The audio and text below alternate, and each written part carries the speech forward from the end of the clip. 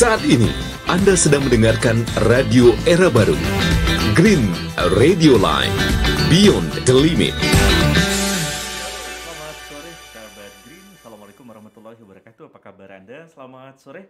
Balik lagi di New Mahoni, Masyarakat Hutan dan Nasib Negeri. Seperti biasa, selama 1 jam ke depan, kurang lebih sampai dengan pukul 4, saya akan menemani Anda. Kita akan ngobrol soal isu dinamika dan problematika pembangunan lingkungan hidup yang terjadi sepanjang waktu di Provinsi Riau pastinya. Nah, Anda penasaran siapa narasumber kita pada sore hari ini? Pastinya udah nggak asing lah buat Anda semuanya. Dan kita akan berbicara tentang bentangan kasus yang menyeret salah satu perusahaan, AD Plantation, perusahaan yang diduga melakukan praktik pelanggaran pidana lingkungan hidup dan saat ini sedang menjalani proses pengadilan ya, seperti apa bentangan kasusnya. Dan salah satu yang saya undang di sini adalah dari Koordinator Umum Senarai, ada Bung Jeffrey, nanti akan menjelaskan pada kita seperti apa bentangan kasus ini. Tapi sebelum kita ngobrol panjang lebar, sahabat Green, Anda bisa mendengarkan kami di www.greenradioline.id atau juga di YouTube kita di pencarian Green Radio Line. Selamat bergabung dan selamat mendengarkan. Oke, langsung aja kita sapa Bung Jeffrey, apa kabar? Kabar baik Bang. Okay. Makasih banyak udah disuguhkan kopi. Biar seru ngobrol. Iya. Oke. Biar lancar. Iya, siap. Jeff, kita ngobrolin soal satu kasus yang ya ini kali keberapanya korporasi terseret ke dalam kejahatan lingkungan hidup ya. Nah, tapi kita ingin dengar dulu nih bentangan kasusnya yang menyeret PT AD Plantation ini seperti apa. Ini kan Senarai sering memantau persidangan dan sebagainya, biar sahabat Green juga tahu. Nah, ini awal mulanya seperti apa? Bisa dijelaskan? Oh ya, makasih Bang. Ya. Jadi kalau yang kita bentangkan hari ini adalah kasus kebakaran hutan dan lahan yang menyeret korporasi PT AD Plantation, perusahaan yang bergerak dalam bidang perkebunan sawit. Oke. Perusahaan ini dijerat mengenai pasal pidana lingkungan hidup itu setelah Menteri LHK yang kemarin merilis bahwa perusahaan asing diduga membakar lahannya untuk ekspansi usahanya. Di Indonesia ada sekitar 14. Dan salah satunya PT AD Plantation yang ada di Pelalawan. Dan kabarnya ini berulang ya? Ya, ini salah satu perusahaan yang berulang ya? Kemarin di grupnya ini grup KLK yang berpusat di Malaysia. Jadi PT AD Plantation itu ada 2, ada di kebun Nilo di Pelalawan dan ada kebun Bandau.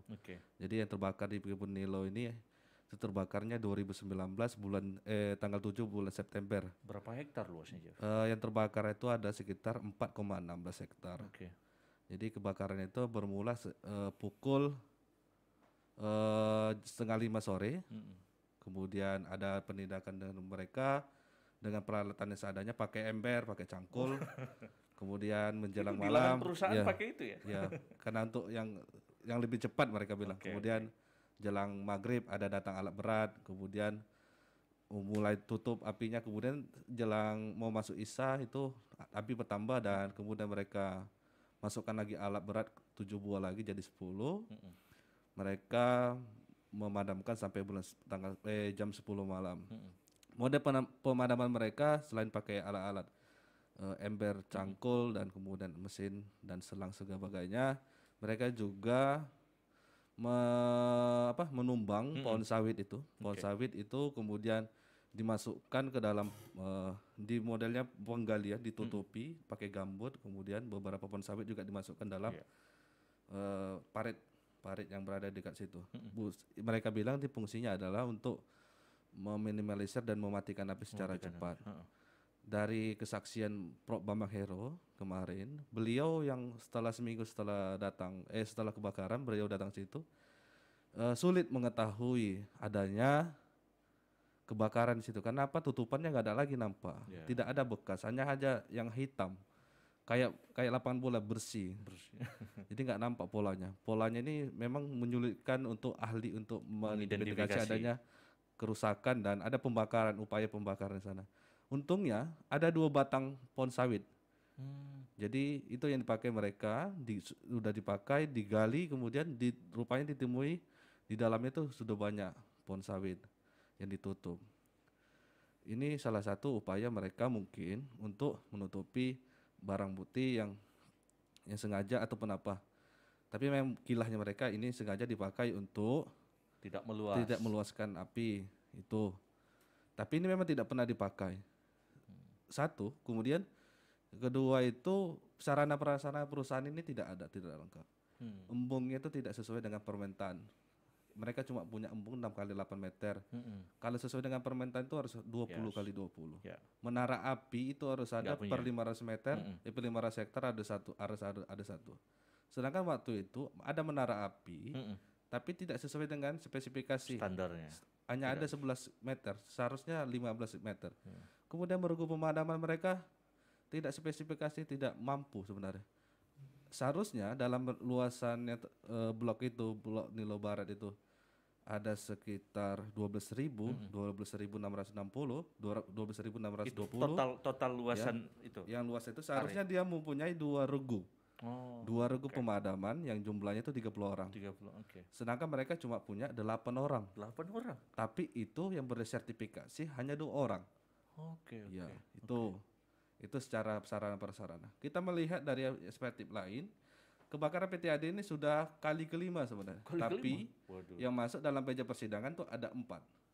Tahun 2000 sudah pernah Naik ke persidangan. sudah naik persidangan, waktu itu masih Kampar dan waktu itu diadili di PN Bangkinang. PN Bangkinang. Kebakarnya 3.000 hektar, Bang. Lebih luas Ngeri lagi gitu. ya. Ngeri. Ngeri.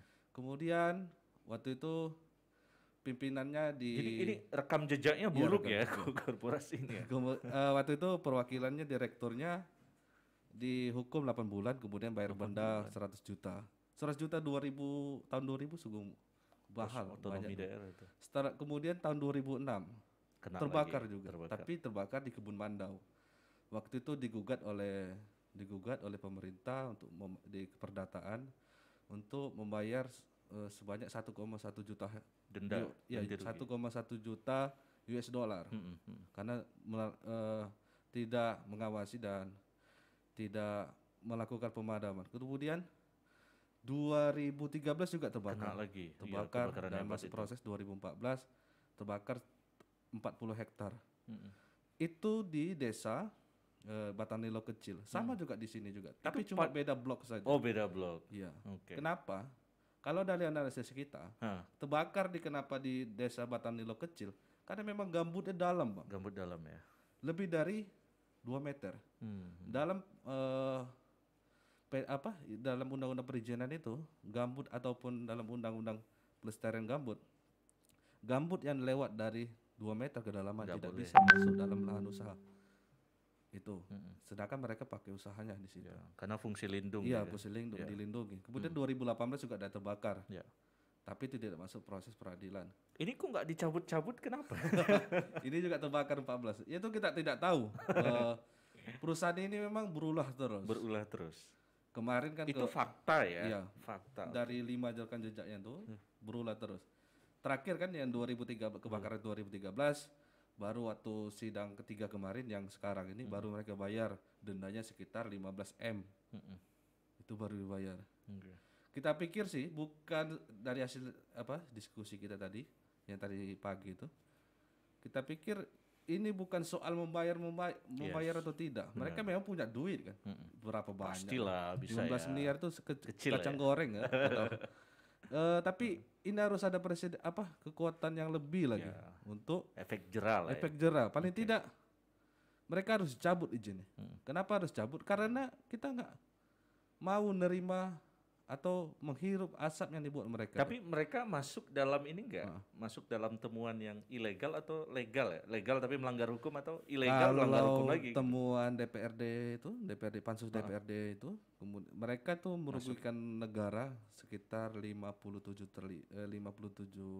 miliar karena tidak membayar pajak bumi bangunan, pajak penghasilan dan pajak pertambahan nilai. Itu ada, itu masuk dalam. Kalau aspek legalnya mungkin legal Iya, ya. legal karena mereka sudah berusaha Ya. di Pelalawan itu sejak 96 96. sudah ada. Tapi aspek mereka tidak taat kepada negara untuk membayar pajak, itu mereka masuk.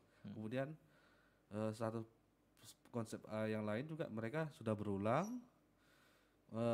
Yang terdakwanya sekarang itu kan perwakilannya itu Goh Kong E Dia itu waktu kebakaran 2013 menjabat sebagai senior manager.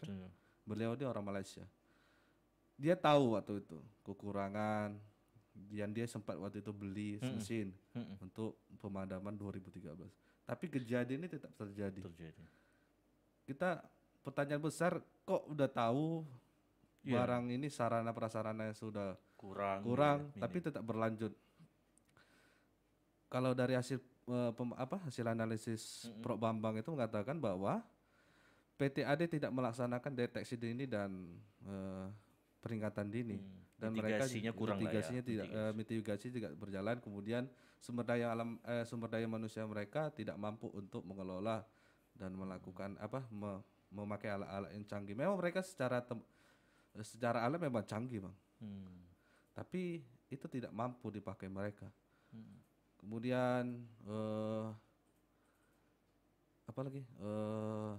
kita mau itu jangan sampai ini terjadi dan terjadi lagi. Kalaupun demi keadilannya itu sih. Iya. Kan udah 5 kali kan? Udah 5 kali. Sudah banyak. Banyak ya. Oke, kita break dulu, Jeff. Ya, siap. Pasti akan panjang lebar nih sahabat Green ya. Seperti bentangan Jeffrey tadi itu baru sesi pertama ya. Faktanya yang pertama, ini perusahaan memang rekam jejaknya sangat bermasalah sekali, mulai dari awal reformasi tahun 2000-an sampai dengan 2013 sampai dengan sekarang terbukti fasilitas yang tidak lengkap lah, mitigasi yang tidak tidak dipersiapkan dengan baik sehingga menimbulkan problem kebakaran hutan dan lahan. Dan berbagai macam pakar tadi seperti Prof Bambang Hero juga sudah diminta untuk menganalisis ini. Nanti kita lanjutkan kembali teman-teman semuanya, tetap di New Mahoni, Masyarakat Hutan dan Nasib Negeri.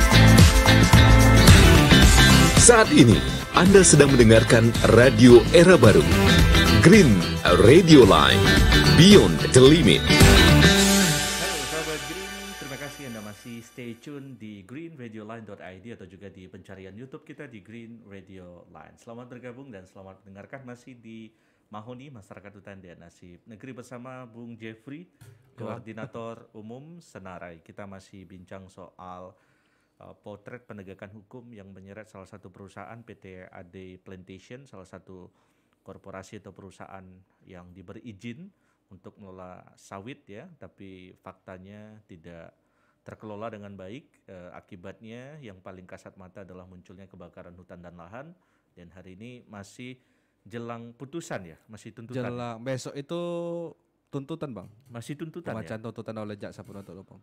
Oke. Nah, kita balik lagi, Jeff. Itu tadi sudah cukup panjang lebar ya soal kebobrokan dari perusahaan ini, kebobrokan. Tapi ini sering sekali, ini fakta-faktanya udah jelas. Tapi kadang-kadang kalau udah masuk litigasi atau proses hukum ini jadi ambil, jadi kabur.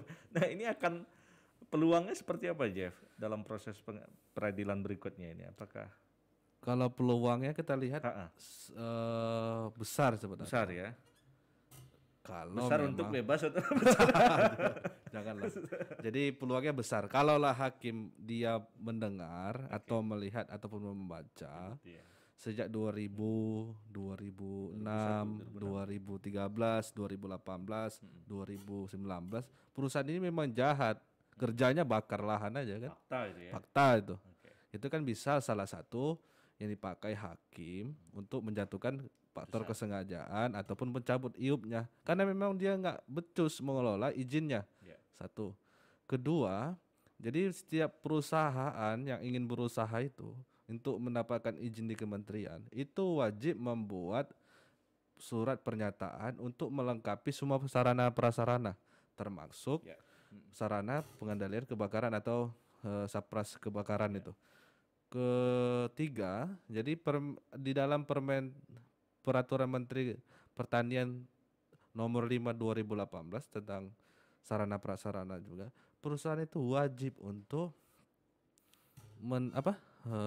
memenuhi syarat-syarat sarana prasarana yang harus dimiliki mereka. Itu. Kemudian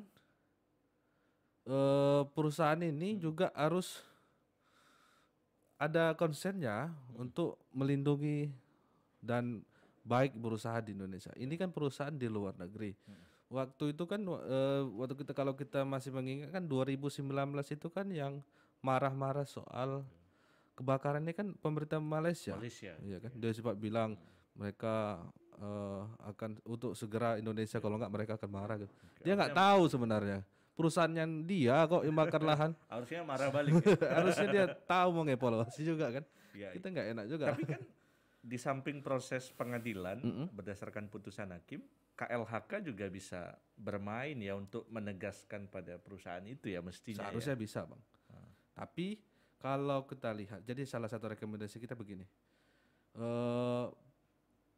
Sebenarnya pemerintah, termasuk pemerintah Kabupaten Pelalawan, abai dan harus ditetapkan juga sebagai tersangka dalam dalam kebakaran. Karena membiarkan. Karena melakukan pembiaran. Kenapa melakukan pembiaran? Karena bupati, kepala dinas tidak pernah melakukan pengawasan, tidak pernah melakukan pengecekan sarana prasarana, tidak pernah melakukan sosialisasi peraturan yang lain-lain. Itu diakui sendiri. Jadi Gohkeng E itu betul. salah satu terdakwa yang mewakili itu dibilang mereka sering didatangi penegak hukum, sering didatangi dinas-dinas terkait, BRG juga sering datang, tapi mereka cuma datang lihat sapras, foto-foto, minta cap SPPD. Nah, enak kali mereka kan. Jadi kerjanya nggak ada. Jadi Haris, Bupati Pelalawan juga Mas Ron itu ke Kepala Dinas Perkebunan dan Peternakan. Mereka tahu itu bukan dari bawahannya. Kalau Haris tahu kebakaran itu dari media sosial, Bang. Mas Ron itu setelah keterangan dia. Iya. Mas Ron itu Kepala Dinas itu bilang dia tahu dari anggotanya. Itu pun setelah api padam. Dia bilang tidak pernah melakukan pembinaan. Ade selalu bilang mereka tiap semester melakukan laporan perkembangan perkebunannya per semester. Tapi tidak pernah katanya juga dievaluasi atau direspon lah kan. Jadi kita merekomendasikan ada beberapa rekomendasi kita. Kita meminta kepada hakim satu menjatuhkan AD pada pasal 98 unsur kesengajaan yang diakibatkan kelampuannya baku mutu kerusakan. Berapa tuntutan itu? Kemudian itu bayar denda sekitar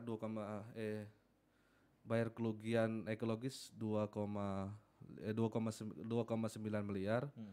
Kemudian mencabut izinnya, kemudian kita minta juga Kementerian ATR mencabut izinnya juga, kemudian kita minta juga kepada Pemda Pelalawan mencabut juga izinnya, IUP-nya, izin usaha perkebunannya.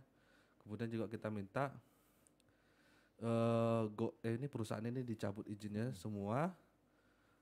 Karena juga kita minta kepada Polri ataupun kepada Barreskrim karena kasus ini ditangani oleh Barreskrim untuk menetapkan Haris dan Mas Run sebagai tersangka juga karena mereka sudah melanggar pasal 72 karena diakibatkan oleh pemerintah daerah atau pimpinan daerah, wali kota atau bupati tidak menjalankan fungsinya untuk melakukan pembinaan atau segala macamnya, terjadinya kebakaran. Itu kita rekomendasinya.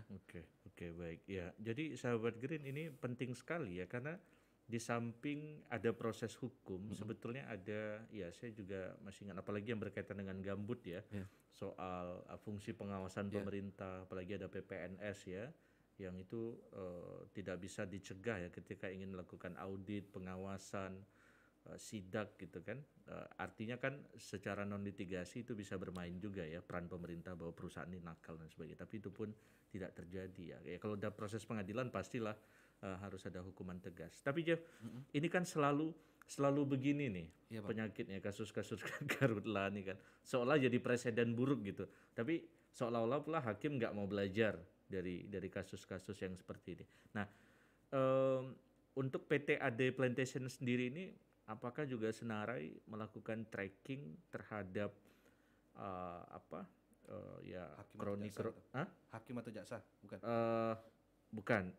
Maksudnya unit-unit bisnis atau kroni-kroni yang juga perusahaan-perusahaan sawit yang juga nakal. Karena ini kan juga berimplikasi pada unit-unit usaha lainnya begitu ya. Nah, apakah ada juga melakukan tracking terhadap itu gitu, termasuk ke aliran-aliran dana yang memang mengucur terus begitu dari AT. Kalau ini Ada nggak? belum ada sih Bang. Mungkin tadi kan kita juga diskusi dengan TUK, mungkin bertemu selanjutnya bisa Jangan-jangan dengan dia TUK Indonesia kan, karena tadi dalam mendapat presentasi pinjaman-pinjaman dari perbankan nasional dan segala macam. mereka dalam presentasinya tadi bank-bank nasional punya BUMN internasional juga Memberikan kredit memberikan jangan-jangan kredit kan? ke mereka. Tapi itu saya belum nggak tahu banyaknya. Tapi yang jelas ya nggak mungkin mereka nggak mungkin terjadi kebakaran kalau nggak ada sebab. Tidak ada mungkin mereka melakukan pembakaran kalau nggak ada sebab. Kenapa? Kebakaran ini kita sinyalir adalah untuk rencana replanting Bang, peremajaan. Itu replantingnya rencana di blok yang terbakar ini ada blok 34 di Kebun Nilo. Tapi tadi berapa luasnya?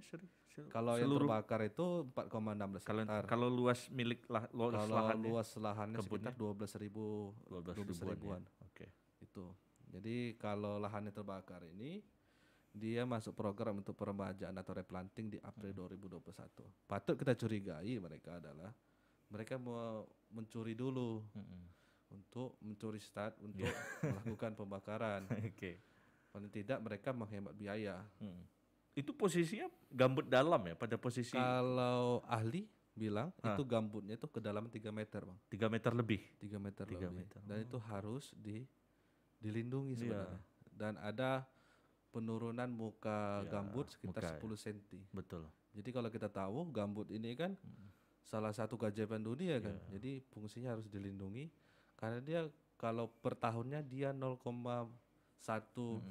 milimeter pertumbuhannya. Kalau 10 cm dalam waktu 5 jam ngeri juga, lama juga tuh nunggu-nunggunya Bang. Betul. Nunggu pembentukannya kan. Itu kalau basah. Kalau kering hancur lagi. Iya. Tapi tercatat juga nggak? Maksudnya kita juga ingin tahu profil perusahaan ini apakah di masyarakat baik itu CSR-nya atau ya selama ini berdampak kesejahteraan atau sama sekali juga dampak sosialnya pada masyarakat nggak ada gitu.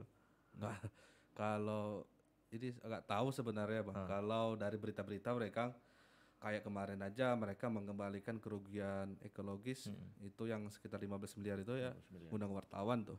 Oh iya? Ya, wartawan banyak. Mereka udah tahu salah kan, undang wartawan pula lagi. Iya. Kalau yang masyarakat situ nggak tahu sih bagaimana perekonomiannya. Tapi yang jelas waktu kebakaran itu masyarakatnya itu batuk-batuk, ispa, dan mereka merasakan dampak buruk dari kebakaran.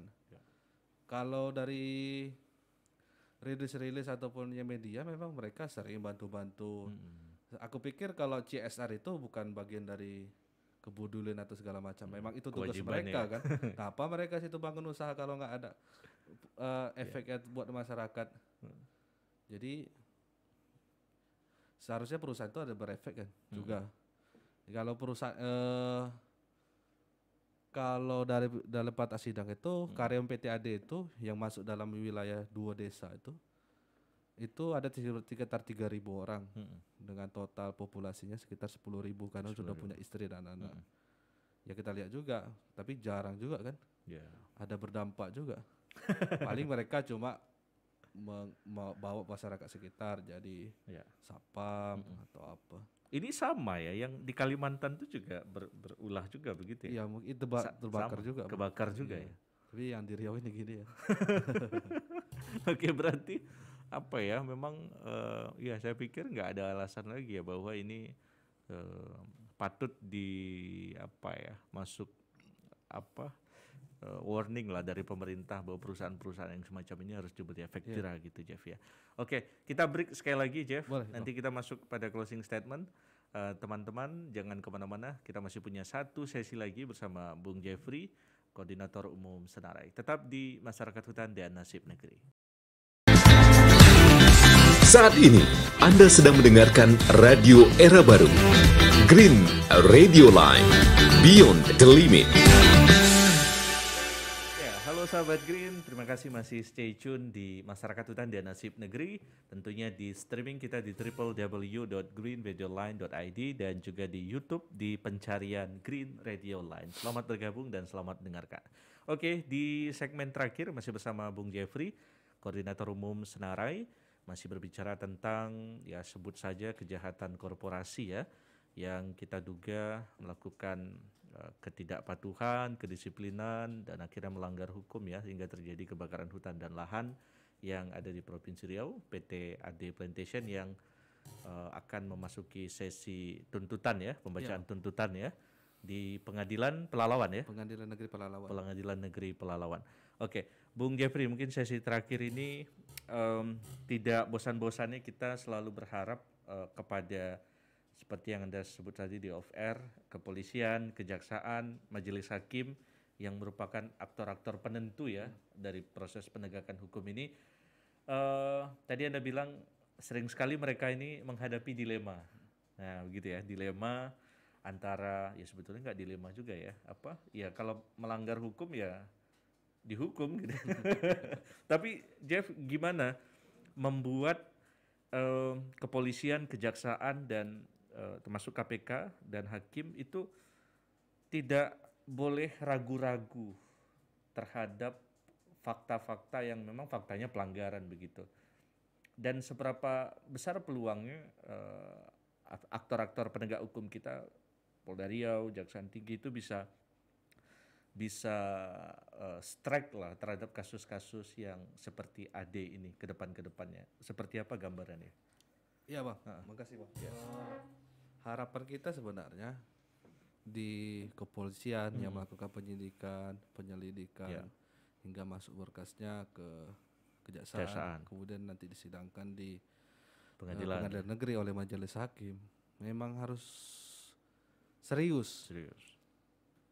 Ini kan sebenarnya kasus ini kan bagian dari gembur-gembur kita, kemarahan kita pada tahun 2019 kemarin, banyak asap. Kita juga lihat kemarin yang 2020 ini aja ada kebakaran PT AD, kita belum melihat ada lagi kebakaran 2020 yang kemarin. Oh, yang kemarin. PT Ararabadi. Yang kemarin saja Polda aja belum berani kan.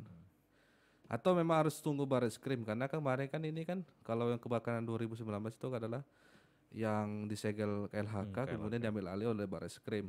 Atau memang menunggu itu kan. Atau memang ada main-main di bawah kan, menunggu yang atas. Main-main di bawah itu apa? Menggoreng-goreng dulu Bang, biar lama kan.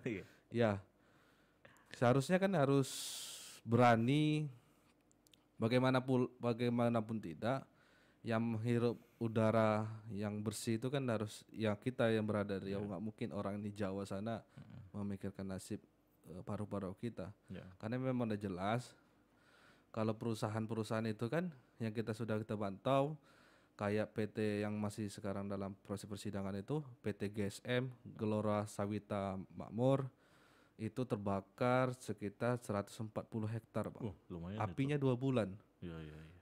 Gambut itu ya. Gambut. PT Wana Sawit Subur Indonesia itu PSSI kebakarannya 104 hektar. 2 bulan sama, 2 bulan juga apinya, karena satu hamparan. Itu udah jatuh putusan? Belum, masih proses. Ini aja sudah 100-an hektar, 2 bulan. Gak terpikir sebenarnya.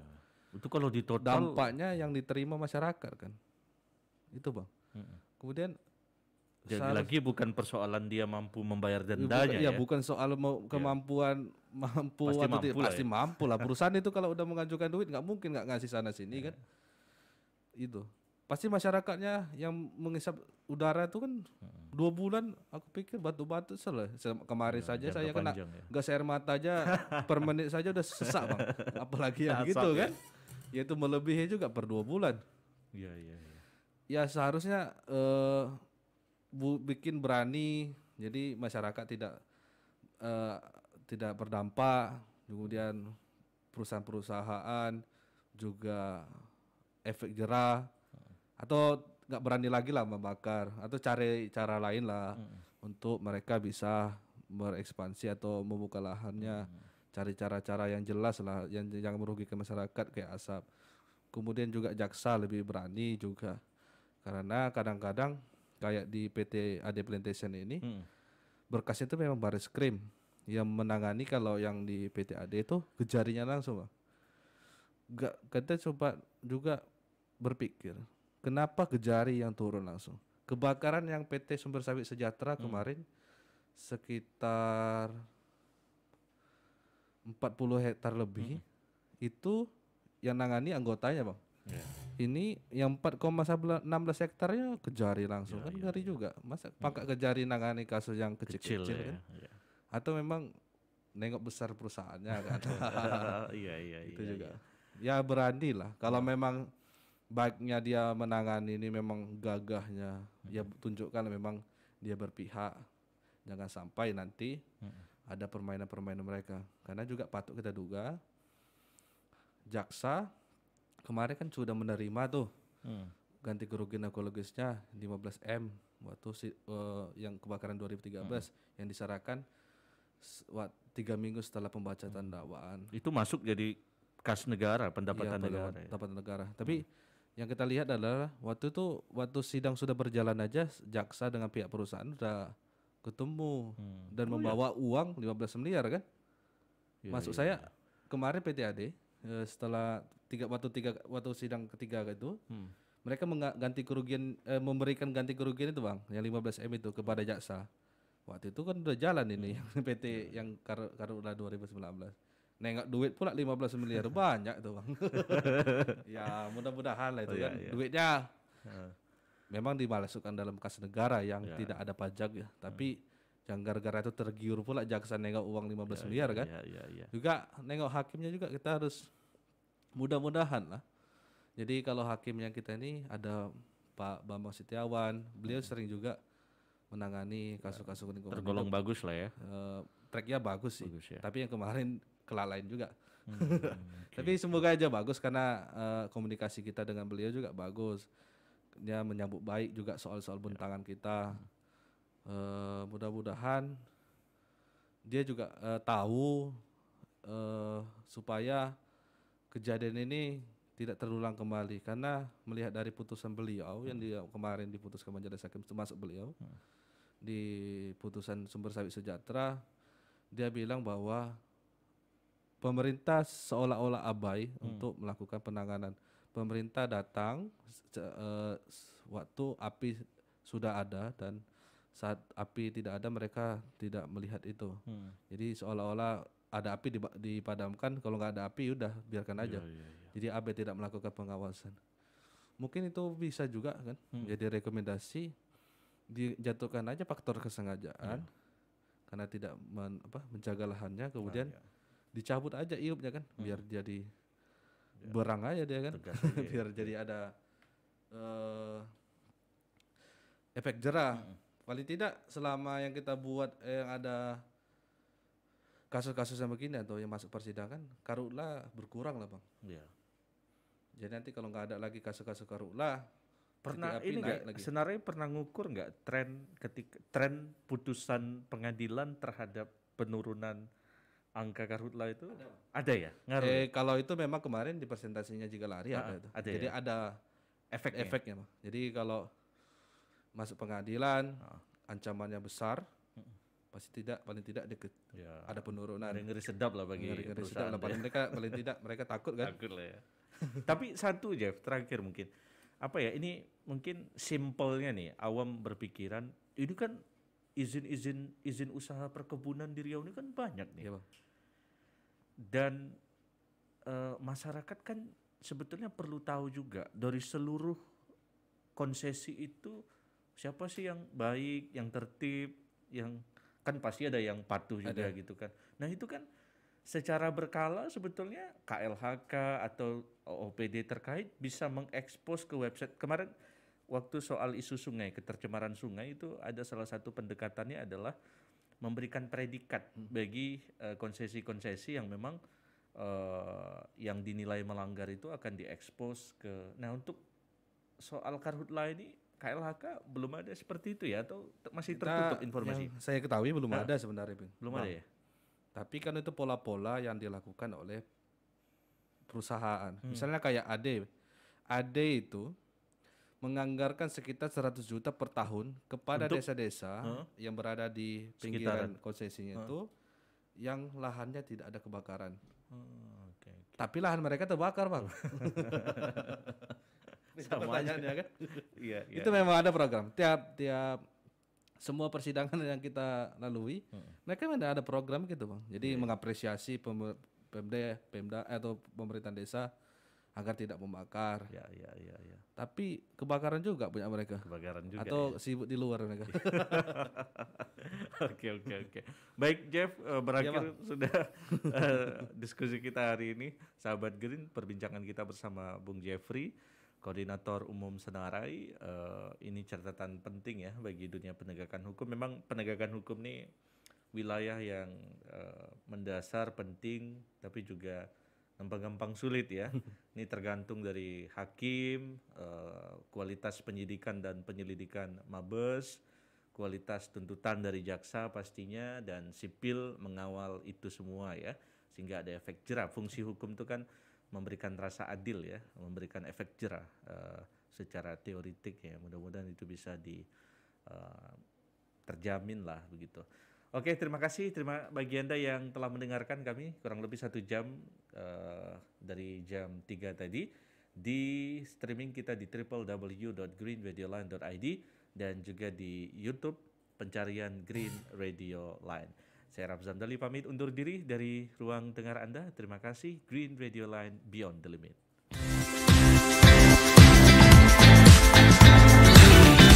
Saat ini, Anda sedang mendengarkan Radio Era Baru.